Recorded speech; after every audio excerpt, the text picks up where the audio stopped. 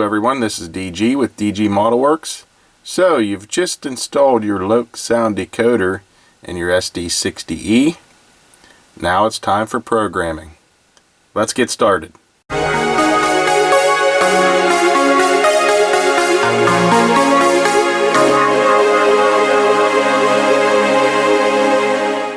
Alright, as we get started with this project, the first part of this video will be under the assumption that you are using a Lok programmer and that you will be installing the sound file yourself. I will walk you through that if you've never done that. If you do not have the Lok programmer and you've ordered the decoder from a retailer that has already installed the current available sound file for this locomotive, I will give you some pointers later in the video if you're having problems with the slow speed moving of the locomotive. It's not that hard of a process, just a couple CVs you have to change. So if you don't have the Lok programmer, don't sweat it. You can make some changes on your own to work out the functionality of the locomotive. Also, I'm not using a screen capture program. I will just be showing you the screen monitor. So I apologize for that. You'll just have to bear with me. Alright, the first thing we have to do is get the file for our decoder. So you want to go to ESU's website. This is their homepage here. We want to go to Downloads. Then we want to go to Sound Files. Then we need to go in the section that relates to your generation of sound decoder. The one I have is version 5, generation 5. So we'll go into Loksound 5 family. And then what you want to look for is the Loksound 5 North American and Australian sound files. So click on that. Then you want to scroll through this until you come across the SD60E file that you need. Just to speed things up, I have the page already saved here. It is page 7. So there's the SD60E, and if you click more, you can get a lot of information on this, since we don't have any type of paperwork on this particular sound file. So there are all your CVs for your horns, bells, and things like that. So you got a lot of information there. One thing about this one, it says, please note this file is function mapped to match the lighting outputs in the Athearn SD60E. So you know what? I don't think they originally had it set up like that. So this may be a revised version, which is really cool for us because it's going to make things a lot easier to get up and running. So you want to go to Download and save this somewhere so you know where it's at. Accept the license agreement, and then we are done with this section right here for now. So I'll just minimize that out of the way. This is the folder where I saved the file. So double click on that and that will open it up automatically in your Lok programmer.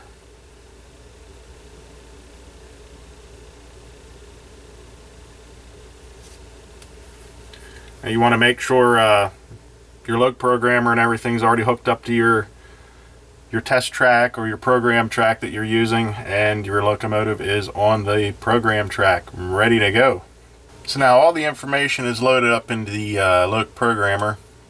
I want to go here to function mapping because I'm curious how they have the lighting output set up, since they said it's ready to go for the Athearn SD60E factory lighting. So let's bring that up. Here are all your functions along the left side here, like your functions that you use on your DCC controller. And it appears They have function 5.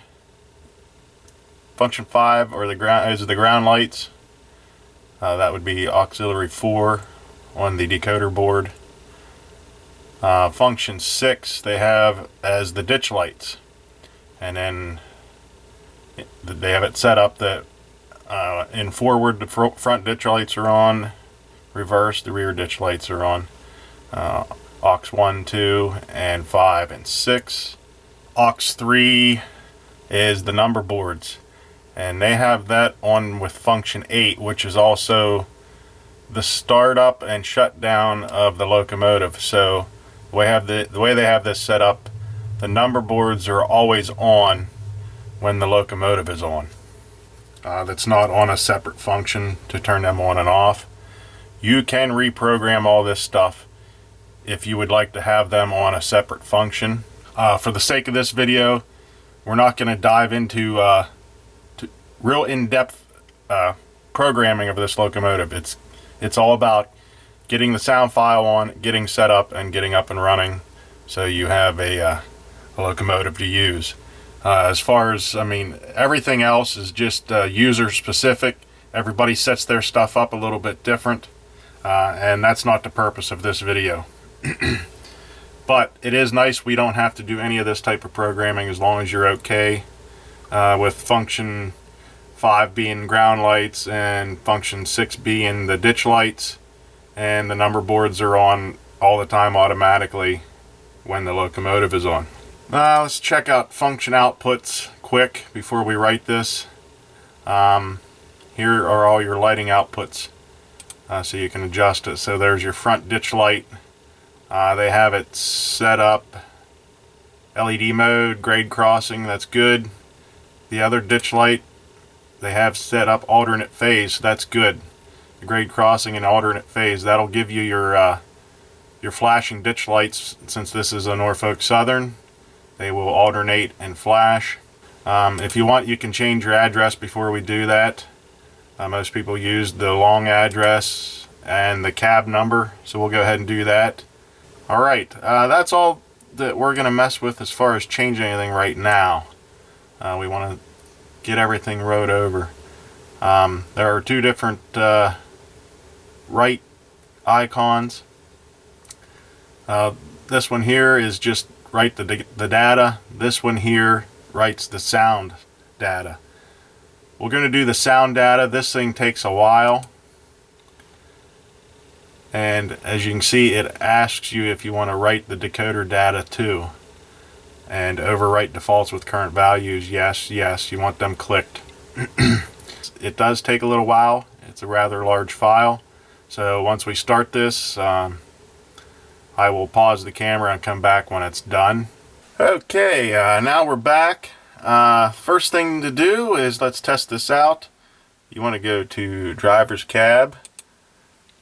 On here, go to the driver's cab, click go, and then treat this as you would your DCC controller. So function 8, let's go.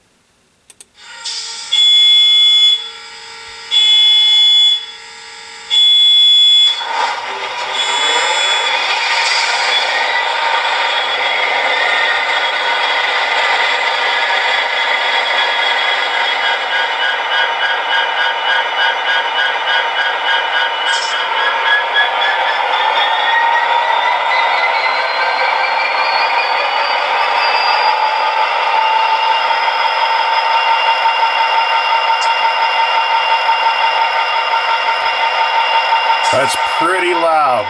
We may have to turn that down a little bit. But I do want to check out some of the lighting functions to see how they are. Function 5, remember, ground lights.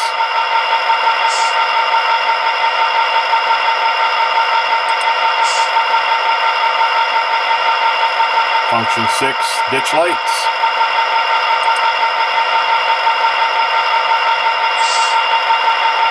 The number boards, they're already on.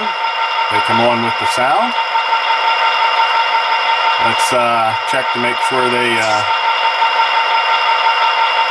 flash with the horns.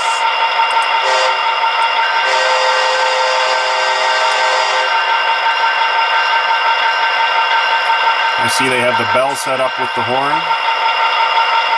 That's pretty nice, prototypical. Check the headlight.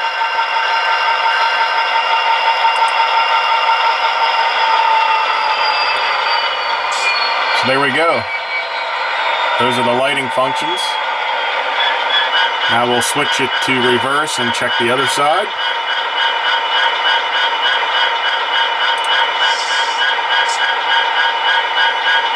Check the ditch lights.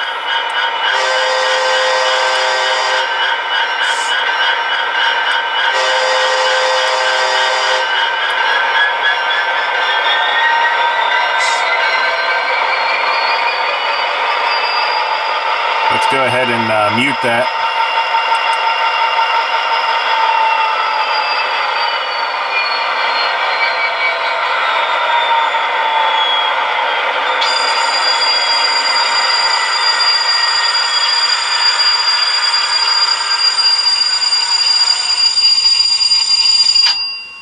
There we go. That's the shutdown. As you can see, the lights are already set up. Those are the function numbers on your DCC controller to control them.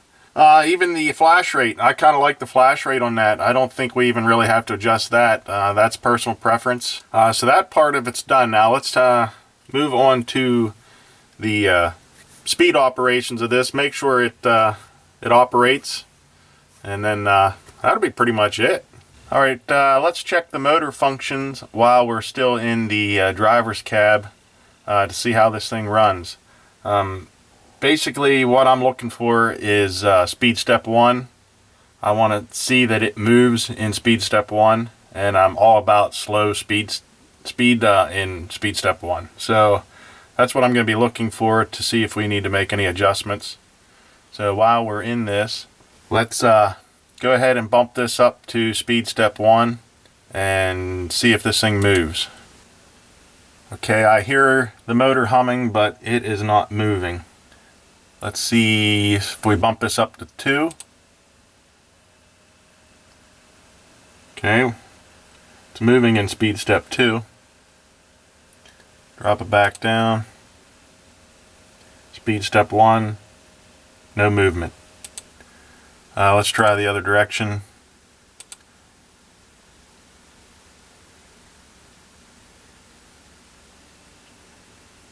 Same thing, motor hum but no movement.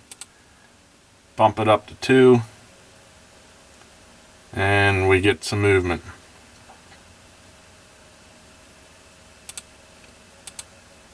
Okay, I want to fix that. I want that thing to move in speed step 1. We're going to do this very easy. Go ahead and click stop. And we go to decoder tab. And motor settings already come up. You got your address, but what we want is motor settings. So you scroll down, click motor settings. This is where we will change a couple things. First of all, we want to get this moving in speed step 1. Here's your speed table. You can use the three value, start, mid, and high, or you can use speed curve. That is something that you can do on your own if you want to fine tune this and speed match it to other locomotives. That's something to do there. What I'm going to be using is the 3 value setting here for the speed table. You got your start, mid, and max. The max, you can adjust that if you want. Basically it's set all the way up at 255 right from the factory, and what that does is that lets this thing run as fast as it'll possibly run wide open. That's typically too fast for prototypical operations, but that's not the purpose of this video, so we don't really need to mess with that. What we're trying to do is get this to move on speed step 1, so we won't worry about the mid and the max. This one here, the start, it's on a value of 1. So what we want to do is we want to increase that till we can get that moving in speed step 1. So I'm going to bump this up to value of 2. Now we can go up here and write this information to our decoder. We don't need to do the sound data anymore. We already have that on there, and that's the one that takes a long time. We're not changing any sounds. So this orange arrow with looks like a piece of paper behind it, that's the one. Write decoder data. Click on that. It'll ask you if that's what you want to do. Click next, and this will go pretty quick. Now after that's done, before we test it out, I want to give instructions. If you have just your DCC controller, whichever one you use, if you don't have the programmer, here's how you change that. That would be CV number 2. So go into CV number 2. It should have a value set in it at 1 like we had in here. You want to change that to a 2, of course. And then save it. And then you want to test out your locomotive again in speed step 1. We're going to do that with the driver's cab. We're going to hit go. And we don't need to turn the sound on or anything. We'll just have to go here. Let's bump that up to speed step 1.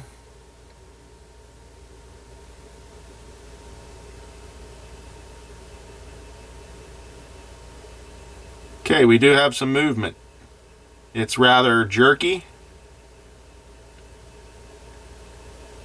Your locomotive, that may be all needed, but mine doesn't. So what we're going to do is keep raising that CV2, or the start voltage, or start value, I mean, until we get something better. So I'm going to bump that up, and again, write decoder data. It's a pretty quick one. Again, if you're using just your controller, CV2, go ahead in and you can change that value, add another one to it. Once that's done, test it again.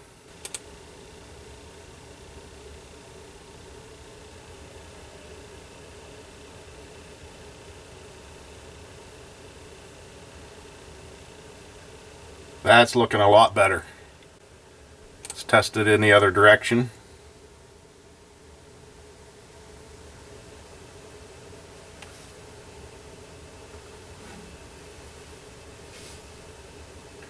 Now there still seems to be maybe just a little bit of something in there. It's not quite as smooth as it could be yet, but I'm happy with that right the way it is. But I am going to work on smoothing it out a little bit. So we'll stop this. We no longer need to mess with that section. We'll go back to the decoder. And there's one other thing we can do to fine tune this. We shouldn't have to mess with any of these really. What they are should be okay, except we're going to mess with this one right here.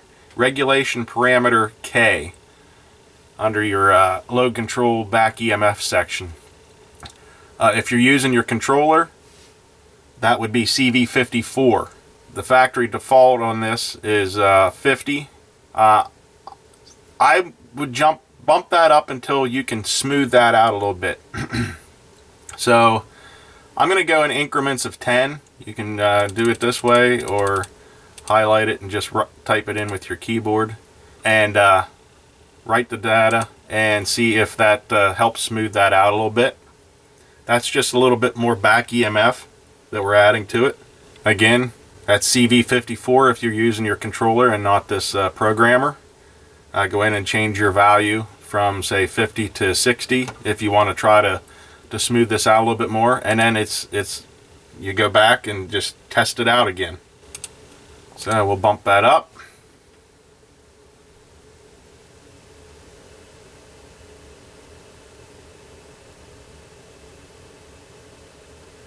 There's still a little hesitation popping up every once in a while. Another thing you can do, I mean, if you want, you can change your start value to a 4 instead of 3 like we did earlier. The only thing is that's going to make your speed step 1 just a little bit faster. If you're okay with that, that's fine. You can do that too. And that would probably clear up everything. You wouldn't have to do anything more. I'm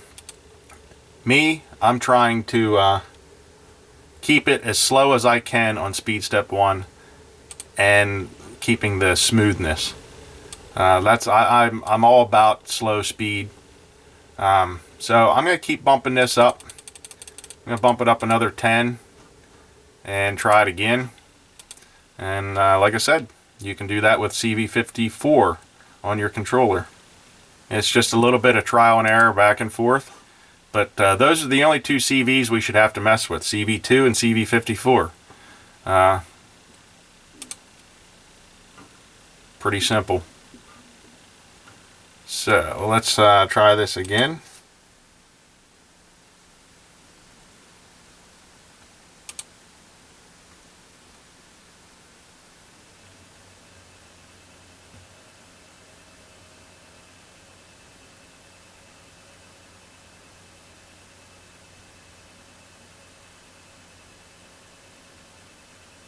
Wow, that's really nice.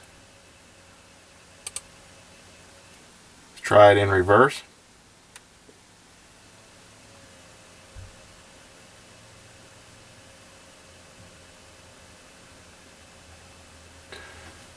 Forward seems to be a little bit smoother than reverse. And that's probably the locomotive.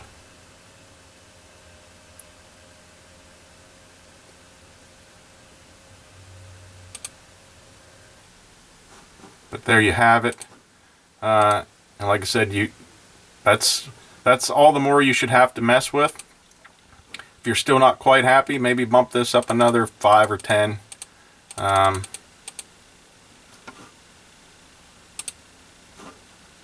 Doesn't hurt. You can always put it back.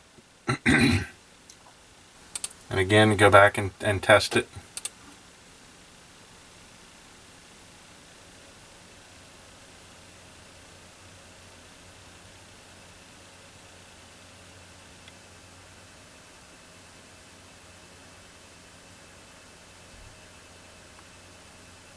I don't know, I'd say that's a winner.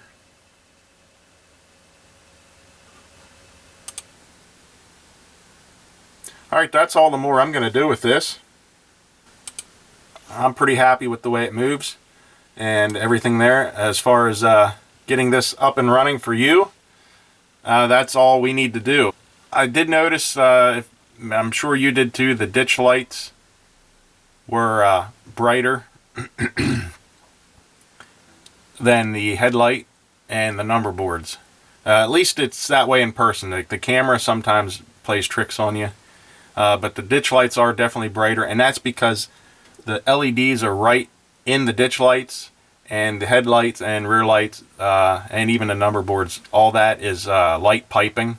The ditch lights aren't, or the LEDs aren't right up front, so that's why they're not as bright. So the ditch lights, if you want to change the brightness, you go into function outputs. You'll have to refer to your instructions with the decoder for which CVs can control brightness if you're doing this with your controller. I don't have that information off the top of my head, but it's very easy. I recommend getting one of these programmers if you're going to use Loksound a good bit. But here we can change our ditch light brightness. They have it all the way up to max. They have all the lighting all the way up, so it's not like we can make our headlight brighter, but we can dim the ditch lights a little bit, and I mean, you can do that now. We can try it out. You know, this is just trial and error. Try it, and if it's too much, you can put it back some. But that's where you can go to do that. You got your front and rear. I'm not sure why they have two sets of front ditch lights here. I'm not exactly sure why. That doesn't make sense to me. There should only be one set, but we'll change them both just to be on the safe side. Rear ditch lights, and we'll make them 20 also. We'll test it out.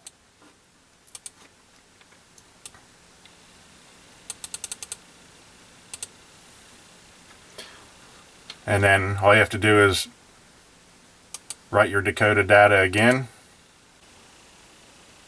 So I really hope this helped you, and I will leave you with some running of this on the layout.